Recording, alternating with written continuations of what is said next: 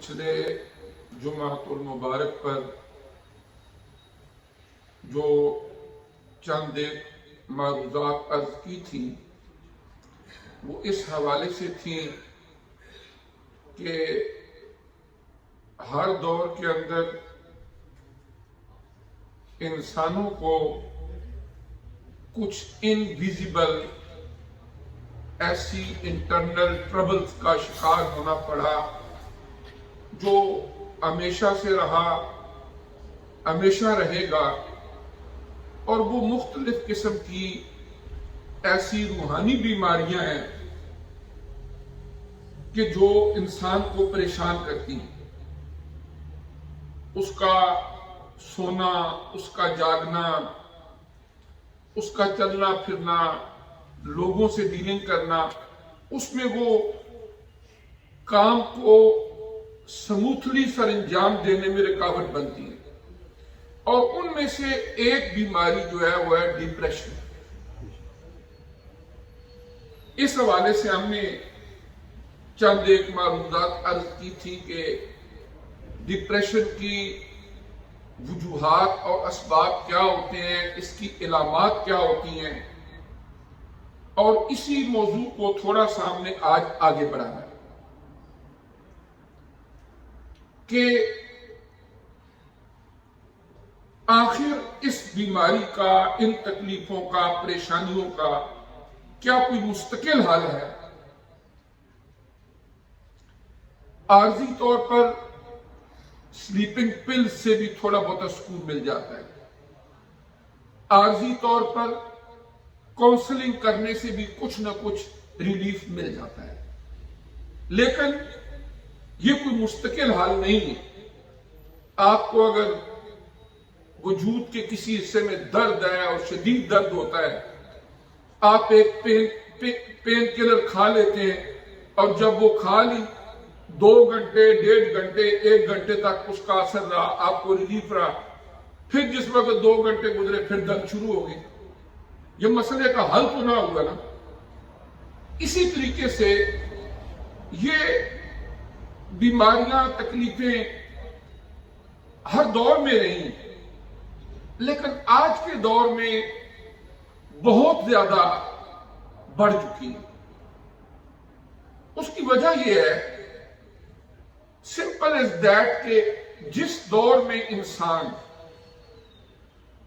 مادیت یعنی یہ جو میٹیریلزم ہے اور روحانیت جو اسپرچولیٹی ہے، اسپرچولیزم ہے، اس کے درمیان جب توازن برقرار نہیں رکھ سکتا تو پھر اس کے باڈی کا انٹرنل سسٹم ڈسٹرب ہو جاتا ہے، اور پھر اس کے بعد یہ چیزیں انسان کے دل و دماغ کے اندر ایسی پیدا ہوتی ہیں کہ جو اس کے لیے ہوتی تو سہانے روح ہے، ہوتی تو پریشانی کا باعث ہے، لیکن وہ اندر اندر کڑتا رہتا ہے، اس کے اندر بے خوابی ہے۔ کبھی کبھی دلوں کے اندر یہ خیال آ جانا، یار مجھے تو اب زندہ ہی نہیں رہنا چاہیے۔ دنیا نے آج بہت ترقی کی، ہر حوالے سے دنیا کا کوئی شعبہ دیکھ لیں، لیکن جہاں تک یہ شعبہ ہے کہ انسان کو روحانی سکون دے سکے، اس میں فیل ہے، بلکہ مرض بڑھتا گیا جوں دوا کی۔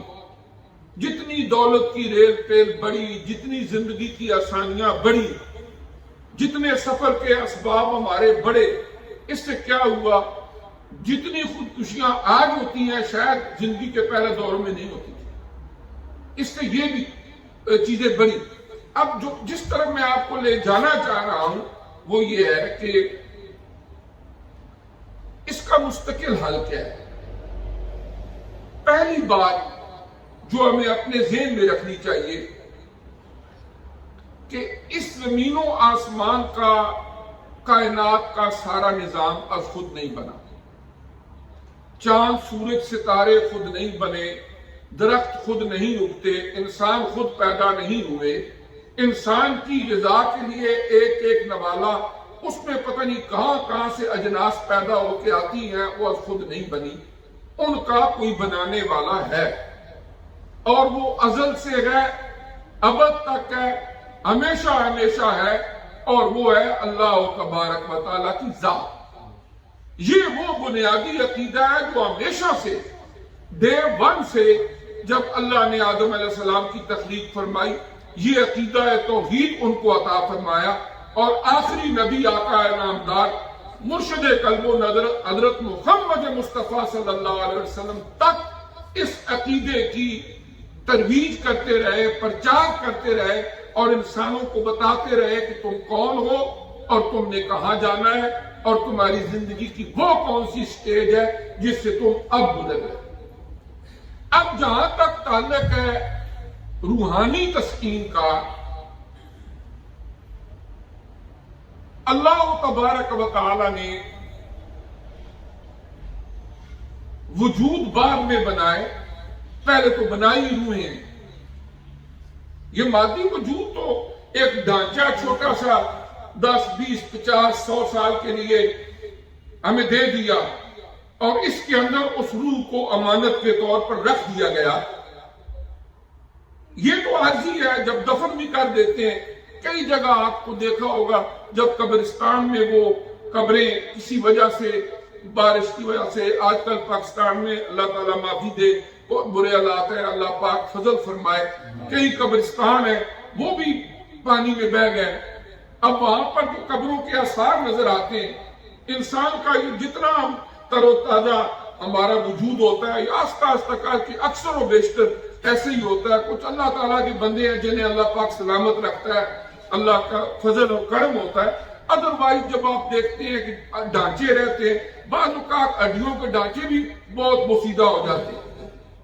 جسم تو عارضی طور پر اللہ نے دیا ایک پنجرے کے طور پر، اصل بات تو اس کے اندر روح ہے، اور اللہ تعالیٰ نے روحوں کو بہت پہلے بنایا، اور انہی سے سوال کیا تھا الستُ بربکم قالوا بلی، کہ کیا میں تمہارا پروردگار نہیں ہوں؟ انہوں نے کہا تھا کہ ہاں تو ہمارا پروردگار ہے، کیوں نہیں؟ یعنی اس وجود کو جنت کی طرف لے کے جانا، سکون کے رستے پر گامزن کرنا، اس کے لیے قرآن نے، اللہ کے پیارے نبی نے ہمیں ایک میتھڈالوجی دی ہے۔ سب سے پہلے اس کو سمجھنے کی ضرورت ہے، اور پھر پوری دل جمی کے ساتھ اس رستے کی منزلوں کو طے کرنے کی ضرورت ہے، اپنے دل و دماغ کو ہر طرح کے شکوک و شبہات سے پاک کر کے۔ جب کسی بندے کا اللہ کی ذات پر ہی عقیدہ مکمل نہیں ہوگا، دیکھیں نا، وہ جب اللہ تعالیٰ کی ذات قرآن میں فرما رہی ہے میں تمہارے ساتھ ہوں، وَهُوَ مَعَكُمْ أَيْنَمَا كُنتُمْ، وہ اللہ فرما رہا ہے، وہ سمیع ہے، وہ بصیر ہے، وہ دیکھ رہا ہے، وہ سن رہا ہے، تو کتنے ہم میں سے ہیں کہ جب خدا نہ خواستہ کوئی حرام خانی کی طرف ذہن جائے، برائی کے ارتکاب کی طرف ذہن جائے، تو فوراً ہمارے دل و دماغ میں جہاں پر یہ ارادہ ہوتا ہے کہ دیکھ تو نہیں رہا، وہاں پر اس کی 1% ہی صحیح دل و دماغ میں یہ بات بھی ہو کہ ہاں ایک تو دیکھ رہا ہے۔ اگر یہ بھی خیال ہمارے دلوں میں دماغ میں نہیں آتا اللہ تعالیٰ کی ذات کے حوالے سے، تو خرابی کا آغاز پہلے نمبر پر یہاں سے ہوتا ہے۔ اس لیے کہ آدم علیہ السلام سے لے کر آج تک جتنے بھی اللہ کے سچے نبیوں نے انسانوں کو ہدایت کے رستے پر لگایا ہے، سب سے پہلے انہوں نے ان کے دلوں میں عقیدہ توحید راسخ کیا ہے کہ جس مالک نے تمہیں بنایا ہے اس مالک سے اپنا تعلق مضبوط کر لو۔ یہ ہے پہلا پوائنٹ۔ اس کے بعد دوسرے نمبر پر جب یہ عقیدہ نظریہ ہمارا مضبوط ہوا، دنیا کی زندگی کے اندر اللہ کریم نے حضور نبی کریم علیہ السلام کو اپنا آخری نبی اور رسول بنا کے بھیجا۔ انہوں نے جو ایک طریقہ کار میں بتا دیا وہ پتھر پر لکیر ہے۔ کوئی بندہ کیا کہتا ہے، کوئی کیا کہتا ہے، سوشل میڈیا کا دور ہے، طرح طرح کی سوچیں، طرح طرح کے نظریات۔ آپ حضور نبی کریم علیہ السلام کے بتائے ہوئے رستے پر کاربند ہو گئے، نہ لیفٹ دیکھیں نہ رائٹ دیکھیں کہ وہ کیا کہہ رہا ہے یا وہ کیا کہہ رہا ہے۔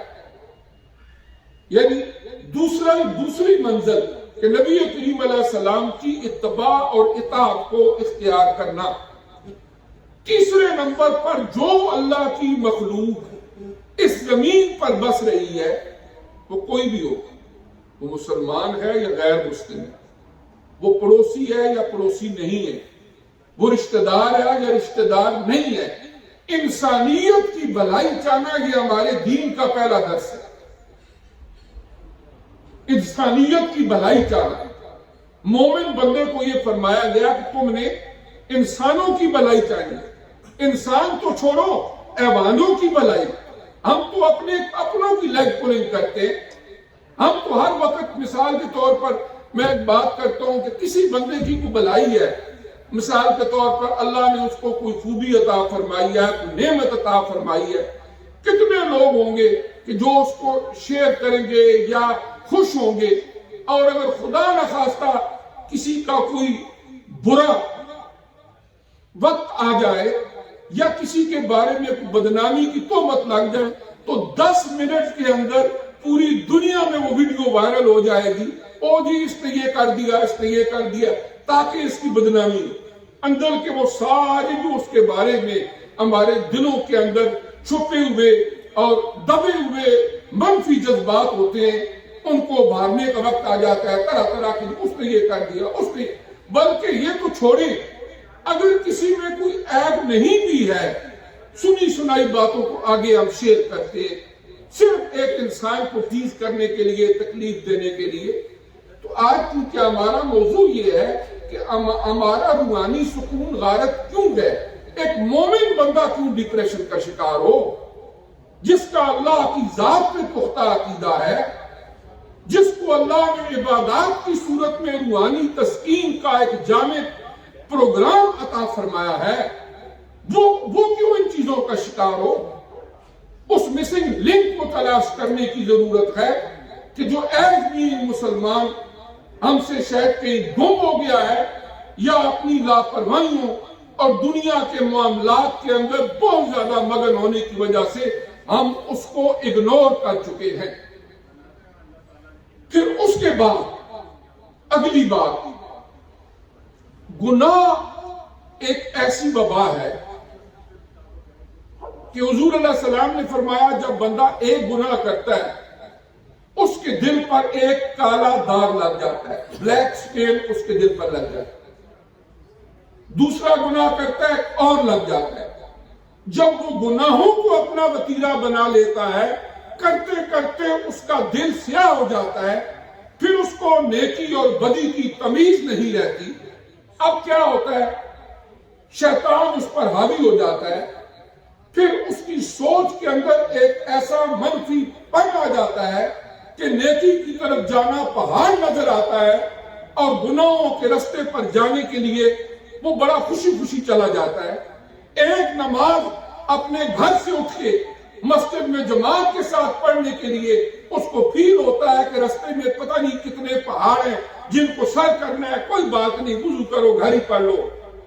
لیکن وہی کسی دوست کا فون آ گیا یا کسی برائی کی طرف دل کر پڑا تو وہ کوئی پرواہ نہیں کرے گا، دن ہے رات ہے، اس کی طرف چل پڑے گا۔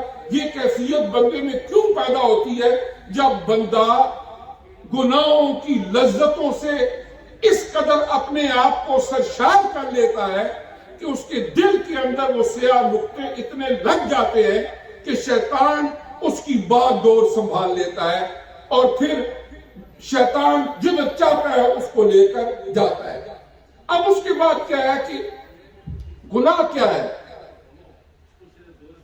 وجود ہمارا باڈی، سر کے بالوں سے لے کر پاؤں کے ناخنوں تک، گناہوں سے بچنے کا طریقہ بڑا سمپل میں آپ کو بتا رہا ہوں۔ صرف 7 نقطے آپ نے یاد رکھنے، 7 ہمارے وجود کے وہ 7 اعضاء ہیں، ان کو اللہ اور اس کے رسول کے بتائے ہوئے طریقے کے مطابق استعمال کر لو، اللہ آپ کو ہر طرح کے گناہوں سے بچا لے۔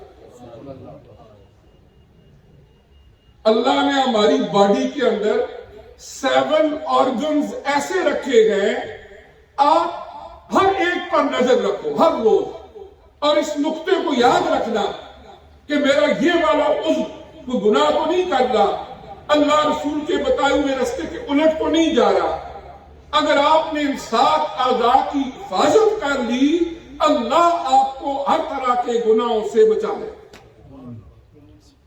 نمبر 1 ہماری زبان، نمبر 2 ہمارے کان، نمبر 3 ہماری آنکھیں، نمبر 4 ہمارے ہاتھ، نمبر 5 ہمارے پاؤں، نمبر 6 ہمارا پیٹ، اور نمبر 7 ہماری شرمگاہیں۔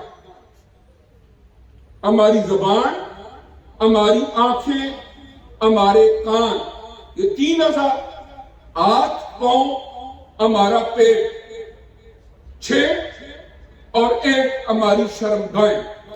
اگر ان 7 اعضاء پر آپ چوکیدار بن جائیں، ہر روز نظر رکھیں کہ کہیں اللہ اور اس کے رسول کے بتائے ہوئے راستے کے مطابق تو میں اپنے ان اعضاء کو استعمال نہیں کر رہا، اس لیے کہ اللہ نے تھوڑے وقت کے لیے آزمائش کے طور پر یہ آرگنز ہمیں عطا فرمائے ہیں۔ وقت آئے گا اس پنجرے کے اندر جو روح ہے، جس کو کہا جاتا ہے کہ روح قفس سے انسری سے پرواز کر گئی، قفس پنجرے کو کہتے ہیں، انسری کا مطلب ہوتا ہے میٹریلسٹک کیج۔ اس کے اندر ایک سول تھی، ایک اسپرٹ تھی، وہ فلائی کر گئی، اعلیٰ علیین میں چلی گئی یا اسفل السافلین میں چلی گئی، depends upon the actions and beliefs of the person who had it۔ اب کیا ہے کہ وہ جب پرواز کر جاتی ہے، اس کے بعد یہ وجود کا ہمارا ڈھانچہ جو ہوتا ہے، یہ چارپائی پہ پڑا ہوتا ہے، اس کو حرکت نہیں کرتا۔ کسی ماں کا کتنا ہی لاڈلا بیٹا کیوں نہ ہو، وہ بھی چاہتی ہے اس کو جلدی جلدی دفن کر دو۔ کسی اولاد کے کتنے ہی پیارے ماں باپ کیوں نہ ہو، بہن بھائی کیوں نہ ہو کسی کے، وہ بھی کہتے ہیں جلدی دفن کر دو۔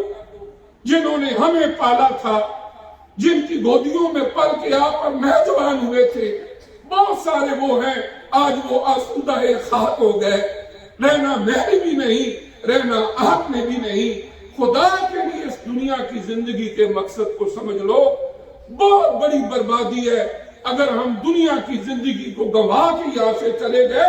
یہ 4 دن کی لذتیں تو ہم برداشت کر لیں گے، ان کو تو انجوائے کر لیں گے، لیکن ہمیشہ کی جو ہماری زندگی ہے، کہیں ایسا نہ ہو کہ وہاں قبر میں جائیں، وہاں بھی ہمیں ذلتیں اور رسوائیاں برداشت کرنی پڑے۔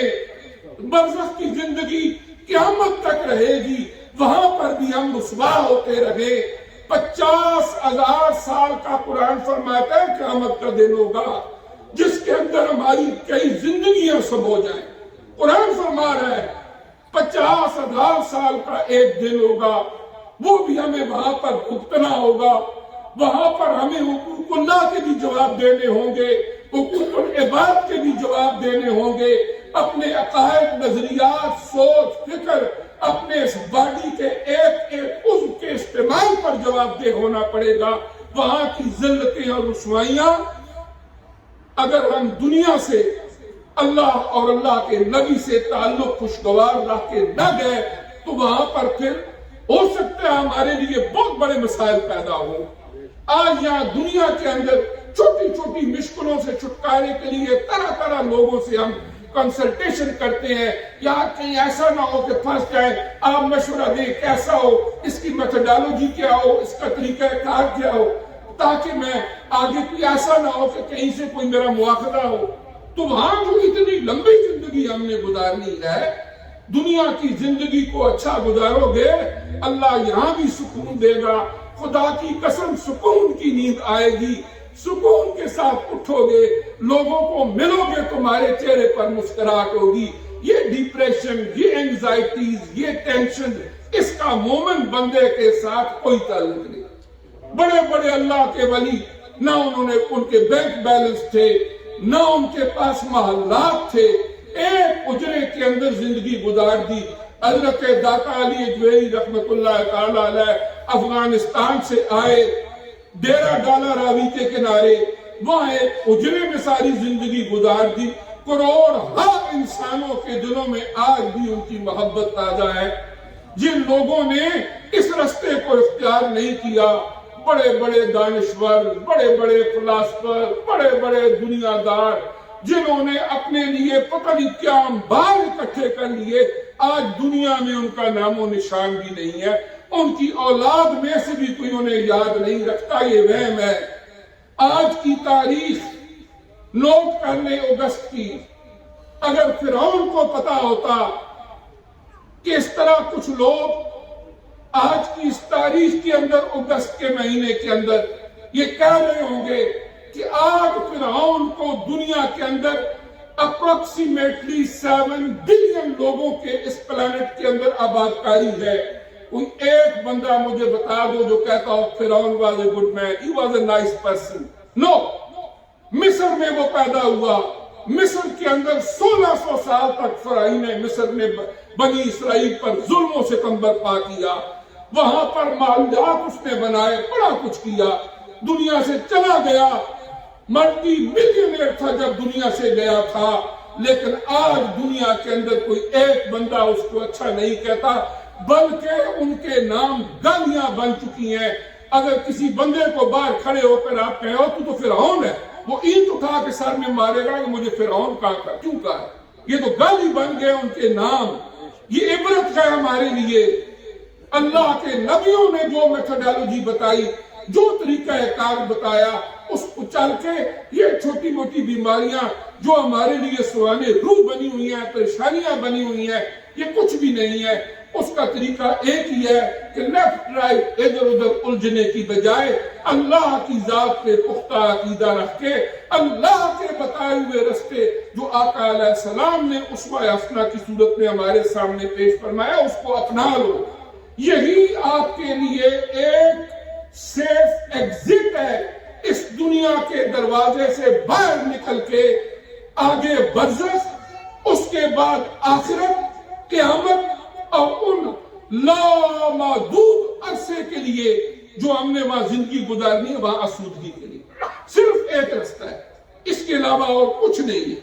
اور اس کے بعد پھر جو میں بات عرض کر رہا تھا کہ دیکھیں نا، جتنے بھی ہم گناہ ہیں اگر آپ ان کو انالیسس کریں، ایک آدمی غیر محرم کو دیکھتا ہے، آج کل کا زمانہ ہمارا سوشل میڈیا ہے، آپ کے پاس موبائل ہے، دیگر چیزیں، جب کوئی اچھی چیز دیکھنے کے لیے بھی کھولے تو بعض اوقات کوئی نہ کوئی وہاں پر بری چیز نظر آتی ہے۔ ایک نظر معاف ہے، لیکن یہ ہے کہ اگر کوئی چیز آتی بھی ہے فوری طور پر آپ آگے گزر جائیں، ادھر توجہ نہ دیں، اللہ معاف کر دے گا۔ لیکن ان چیزوں کو، گندی چیزوں کو ہم اپنی آنکھوں سے دیکھیں تو یہ ہمارے اندر گندگی اور تاریکی پیدا کرتا ہے۔ یہ آنکھوں کے بے شمار گناہ ہیں، ان میں سے ایک ہے جو آج کے دور کی وبا ہے۔ ہماری زبان کے اندر اللہ نے یہ طاقت رکھی، ہم نماز پڑھتے ہیں، ہم اللہ کا قرآن پڑھتے ہیں، ہم دعائیں پڑھتے ہیں، اس زبان سے ہم بہت کچھ نیکی کے کام کرتے ہیں، اللہ خوش ہوتا ہے۔ لیکن یہی زبان جب جھوٹ بولتی ہے، جب غیبت کرتی ہے، جب چغلی کرتی ہے، جب بدگوئی کرتی ہے، جب گالی گلوچ کرتی ہے، تو یہی زبان کی سارے گناہ۔ ہمارا کان اللہ کا قرآن بھی سن سکتا ہے، لیکن ہر وقت کانوں کے ساتھ کچھ لگائے ہوئے بندہ کو گندی چیز اور بے حیا عورتوں کے گانے ہی سنتا رہے، اس کا مطلب ہم کانوں سے بھی گناہ کر رہے ہیں۔ نمبر 4، ہمارے ہاتھ۔ آقا علیہ السلام نے فرمایا المسلم من سلم المسلمون من لسانہ ویدہ، تم میں سے اچھا مسلمان وہ ہے جس کی زبان سے اور ہاتھ سے دوسرے مسلمان محفوظ رہے۔ ان ہاتھوں سے ہم کسی غریب کی مدد بھی کر سکتے ہیں اور کسی مسکین اور غریب کا پنجہ بھی مروڑ سکتے ہیں، کسی کو تکلیف بھی دے سکتے ہیں۔ ہاتھوں کے گناہوں سے بچنا، ان ٹانگوں سے، پاؤں سے آج اللہ نے ہمیں توفیق دی ہے، ہم چلتے پھرتے ہیں۔ بہت سارے لوگ وہ ہیں جو چلنے پھرنے سے بھی معذور ہو چکے ہیں، اور ان سے چل کے ہم نیکی کے رستے کی طرف بھی آ سکتے ہیں۔ آپ کے جو بھی محلے کی مسجد ہے، آپ 5 وقت کی نماز با جماعت کے لیے وہاں جا سکتے ہیں. حدیث میں آتا ہے کہ ایک ایک قدم پر آپ کو اللہ ایک نیکی عطا فرمائے گا, گناہ معاف فرمائے گا, برکتیں عطا فرمائے گا, اور انہی سے چل کے گناہ کرنے کے لیے کسی جگہ جا سکتے ہیں. اسی طرح جو ہمارا پیٹ ہے نمبر 6, اس کو چاہیں تو اللہ نے جو ہمارا ڈائجسٹو سسٹم رکھا ہے غذا کا, آرام سے اس کو بھرے, اور چاہیں تو حق حلال کی کما کے کھائیں. حرام اس میں ڈالیں گے گناہ ہے, حلال کما کے کھائیں گے اللہ برکتیں عطا فرمائے گا. اور آخری بات جو 7واں عضو وہ ہماری شرمگاہیں ہیں. آپ معاملات کو بہتر سمجھتے ہیں.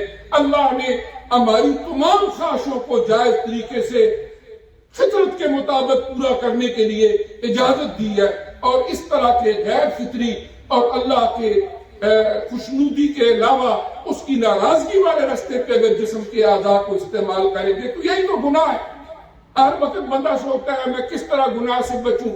آپ اپنے ذہن میں یہ 7 نقطے رکھ لیں اور سارا دن غور کرتے رہیں کہ اس عضو کو میں استعمال کر رہا ہوں, میں پاؤں سے چل کے کہیں جا رہا ہوں, گناہ تو نہیں, میں آنکھوں سے کام کر رہا ہوں, گناہ تو نہیں, میں آنکھوں سے دیکھ رہا ہوں, گناہ تو نہیں, میں کانوں سے سن رہا ہوں, گناہ تو نہیں, میں زبان سے بول رہا ہوں, گناہ تو نہیں, میں کھا رہا ہوں, کیا یہ لقمہ حلال؟ Simple is that. یہ وہ میتھڈالوجی ہے جو اللہ نے قرآن میں اس میں سے ایک ایک عضو پر پورے کئی گھنٹے گفتگو ہو سکتی ہے. اللہ نے قرآن میں ذکر فرمایا, حضور علیہ السلام نے اپنی حدیث مبارکہ کے اندر ذکر فرمایا. لیکن یہ ہے کہ ہر آدمی اگر اس رستے کو اپنا لے, دنیاوی سکون میں, آخرت کے اندر بھی اللہ تعالیٰ سکون عطا فرمائے گا. دلوں سے جو ہمارے ایک کالف لگ جاتی ہے گناہوں سے, اللہ اس کو دور کرے.